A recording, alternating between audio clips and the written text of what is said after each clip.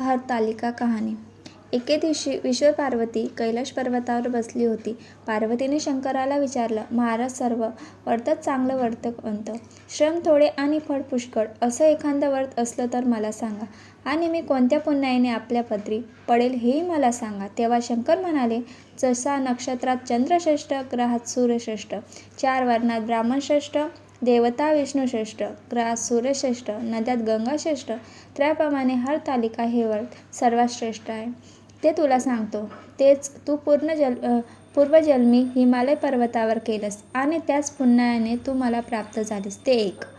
हे व्रत भाद्रपद महिन्यात पहिल्या तृतीयेला करावं. ते पूर्वी तू केलंस ते मी तुला आता सांगतो. तू लहानपणी मी तुला प्राप्त व्हावे म्हणून मोठं तप केलंस. 64 वर्ष तर झाडाची पिकलेली पानं खाऊन होतीस. थंडी, पाऊस, ऊन ही तिन्ही दुःख सहन केलीस. हे तुझे श्रम पाहून तुझ्या बापाला फार दुःख झाले आणि अशी कन्या कोणास द्यावी अशी त्याला चिंता पडली. इतक्यात तिथं नारद मुनी आले.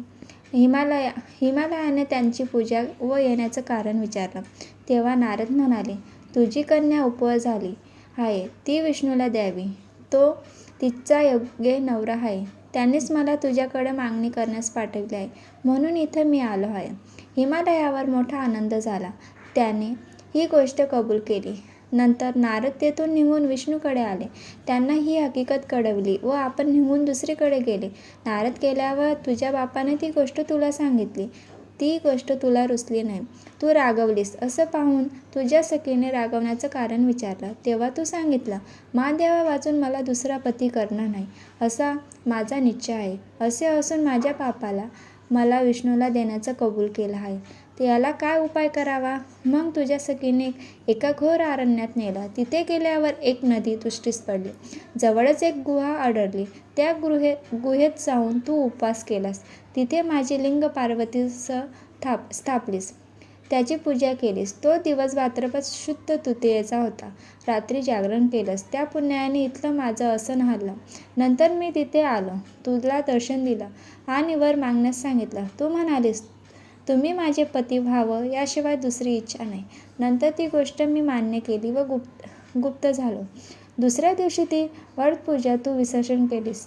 मैत्रिणीसह त्याचं पारण केलंस. इतक्यात तुझा बाप तिथे आला. त्याने तुला इकडे पडून येण्याचं कारण विचारलं.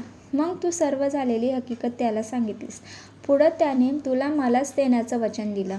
तुला घेऊन घरी गेला. मग काही दिवसांनी चांगला मुहूर्त पाहून मला अर्पण केलं. अशी ह्या व्रताने तुझी इच्छा पूर्ण झाली. ह्या हरतालिकेला व्रत असे म्हणतात. ह्याचा विधी असा आहे, ज्या ठिकाणी हे व्रत करायचं असेल त्या ठिकाणी तोरण बांधावं, केळीचं खांब लावून ते स्थळ सुशोभित करावं, पुढे रांगोळी घालून पार्वतीसह महादेवाचे लिंग स्थापन करावं, षोडशोपचारे त्याची पूजा करावी, मनोभावे त्याची प्रार्थना करावी, नंतर ही कहाणी करावी व रात्री जागरण करावं. ह्या व्रताने प्राणी पापापासून मुक्त व्हावं. 7 जन्माचं पातक नाहीच होतं. राज्य मिळतं. स्त्रियांचं सौभाग्य वाढतं. ह्या दिवशी बायकाने जर काही खाल्लं तर त्या जन्मवद्या व विधवा होतात. दारिद्र्य येतं व पुत्रशोक होतो. कहाणी केल्यावर सुवासिनींना यथाशक्ती वाण द्यावं. दुसऱ्या दिवशी उत्तर पूजा करावी आणि या व्रताचं विसर्जन करावं. ही 6 उत्तराची कहाणी 5 उत्तरी देव ब्राह्मणाच्या द्वारी, गायीच्या गोठी, पिंपळाच्या पारी, सुफळ संपूर्ण.